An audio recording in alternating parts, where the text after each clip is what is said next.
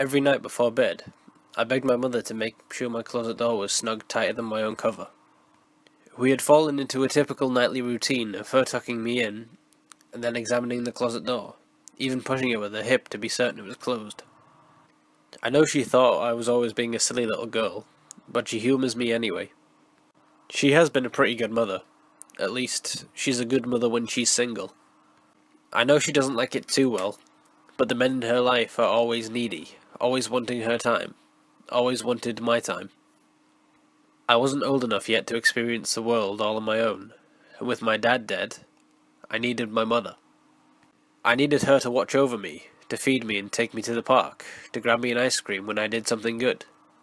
I needed her to be my mother, and only my mother. When I was 12, my mother began dating a man named Chase.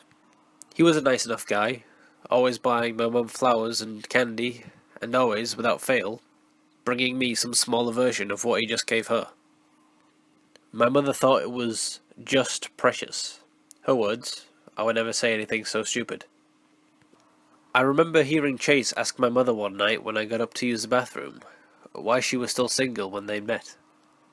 He exclaimed that he just couldn't believe someone like her, a beauty beyond compare, could never be snatched up by some Persian prince or some other foolish and ridiculous thing like he'd say. My mother always gushed and giggled. I always rolled my eyes.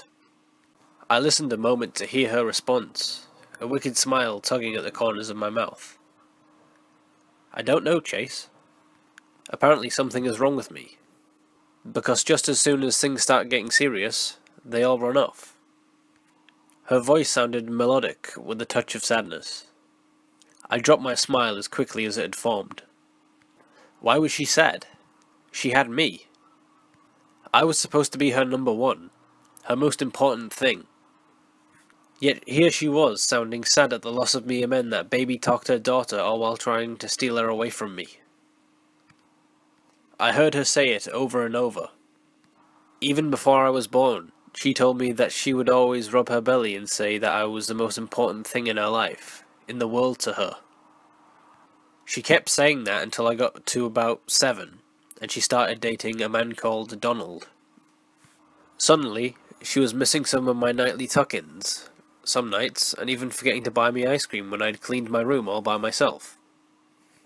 It was infuriating.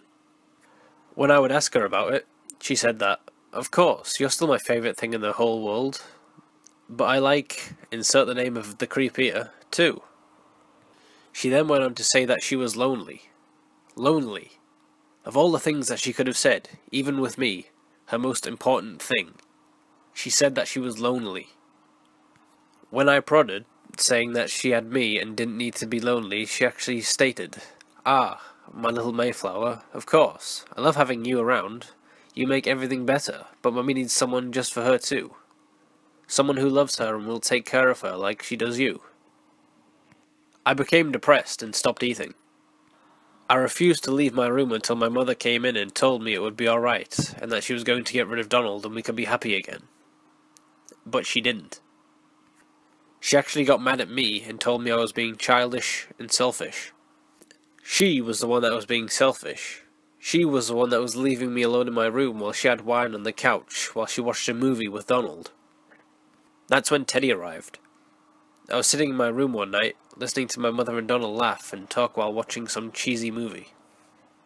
Donald liked the worst old movies ever. I was imagining how I might get him to go away when I heard it. There was a giggle coming from my closet. I was really scared at first.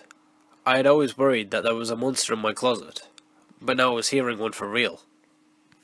I got ready to scream for my mother. Maybe then she would get rid of Donald and spend more time with me again if she knew there was a monster in my closet. But then I heard a raspy voice whisper, "Don't scream. I'm your friend." I wasn't sure what to think. There really was a monster in my closet. But he said he was my friend. I'm braver than most children, so I didn't scream. Instead, I watched as the door opened and a big monster man wearing dusty black clothes and an old fishing hat from those stupid movies Donald liked slowly emerged from the darkness. "I'm Teddy," the impossibly dirty monster said, raising his head slightly to look at me. I saw only one eye. It was dark and bloodshot. The other one was under an equally dirty eye patch. "What happened to your eye?" I asked him. His long, faded black coat swiveled against the ground as he shuffled slowly towards me. "I'm a pirate," he stated blankly. "Need one good eye for the dark." I giggled a little at this, and Teddy seemed pleased. "Do you live in my closet?" I asked him. He glanced around my room silently before saying, "No, I come from somewhere else. I'm only here for food." I perked up then. My mother had just made a really good chicken casserole that I knew he would enjoy. "Cool. I can go get you some of the food from the kitchen. My mum makes..." He brushed my words off with a single flick of his rotted gloved hand. "That isn't the kind of food I'm looking for." I could almost hear him drooling under those heavy, dark clothes. "Did you come to eat me?" I asked him matter-of-factly. "Thought about it, but I like you. I really think we could be friends." I lit up. I never had a friend other than my mother. "Okay," I squealed. I was incredibly excited to have a friend. To finally have someone to play with, to talk to tell how mean my mum was when Donald was around. A week passed and Teddy visited me very often. I told him everything, and before long, he didn't like Donald either. He told me to get Donald to come over and watch a movie one night, and gave me 2 pills, one for my mum's drink and one for Donald's. Teddy said that Donald would go away and my mother and I could be happy again. I did what Teddy told me to do, and I was excited to see him when he came out of the closet that night. My mother and Donald had fallen asleep early on the couch. I was a little disappointed when Teddy told me to stay in bed and that I wouldn't be talking or playing that night. Teddy told me to roll over, close my eyes, and not open them until morning. I did until I heard some shuffling and then heard heavy footsteps making their way slowly back to my room. Teddy usually walked quietly, so I slowly rolled over a little and peeked one eye open to see what it was. Luckily it was just Teddy, but he had Donald thrown over his shoulder, carrying him like a fireman did in the movies. Teddy looked my way and smiled a big yellow-toothed grin in my direction. He put his fingers to his lips to make sure I stayed quiet, and then disappeared into my closet. I only stayed there until I couldn't hear anything anymore.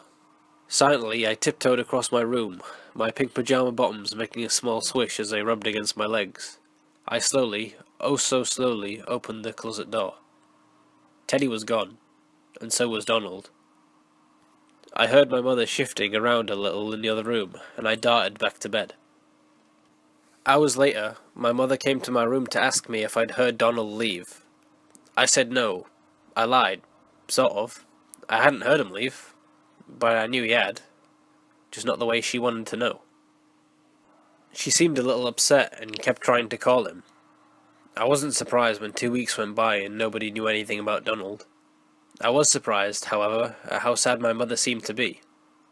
I asked her if she wanted to watch TV, play a game, or go get ice cream. All the things we used to do that made us happy. But she said no. My mother moped around for months. She called everyone that she knew, everyone that Donald knew, but it was no one had seen him since the night that he left our house.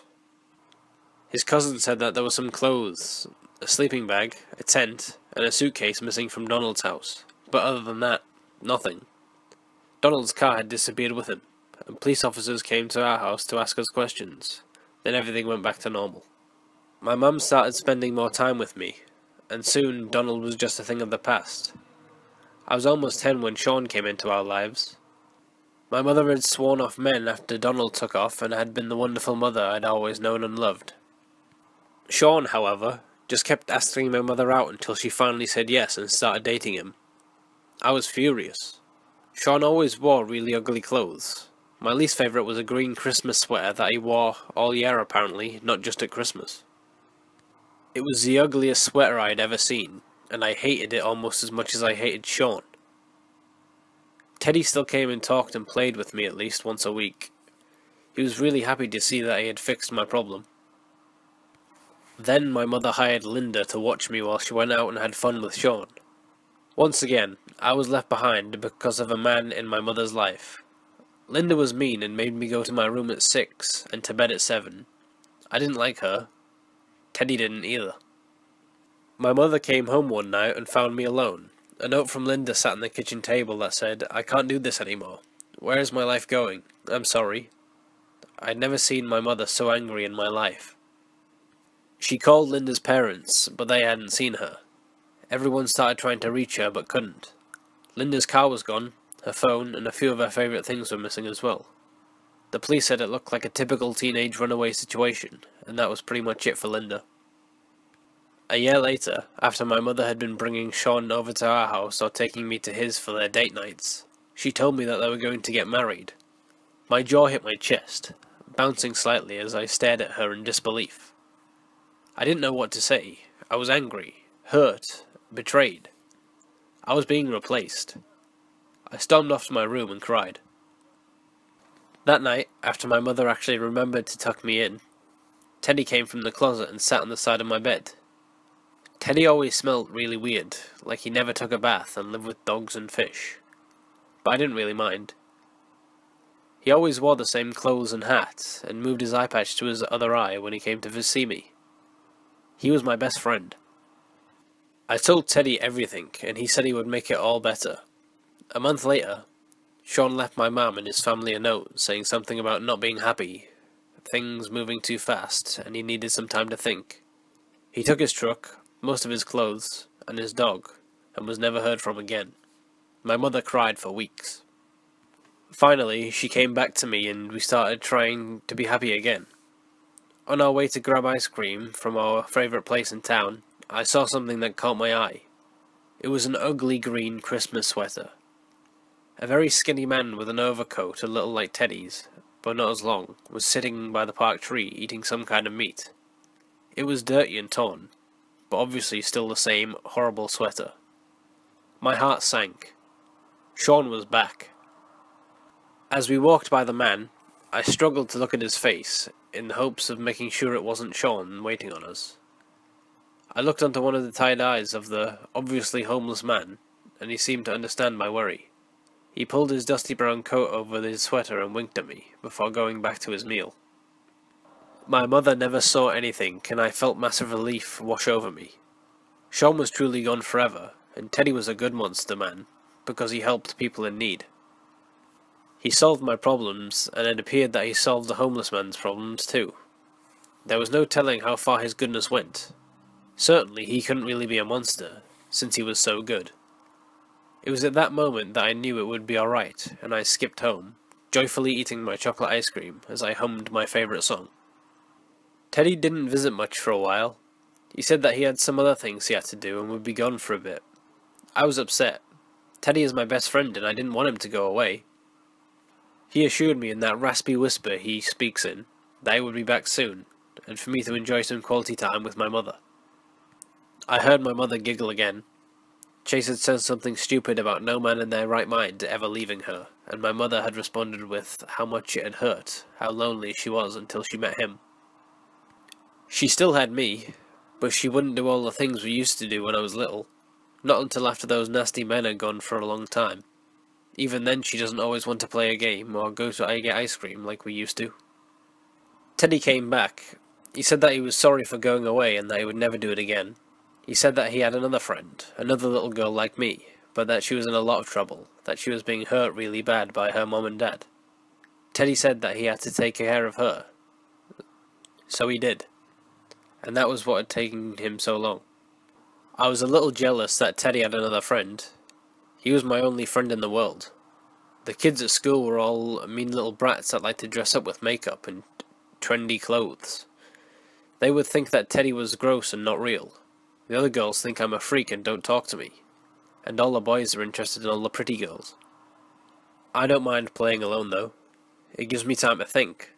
Today I've been thinking about how my mother and how sad she's going to be tomorrow. I hate it when she is sad. She cries a lot and doesn't spend much time with me. When she does, she is always sad and not fun. But hopefully with a little time and me staying close to her and telling her how much I love her and that I'm going to be the most important thing in her life, the only thing she needs, she will come back around.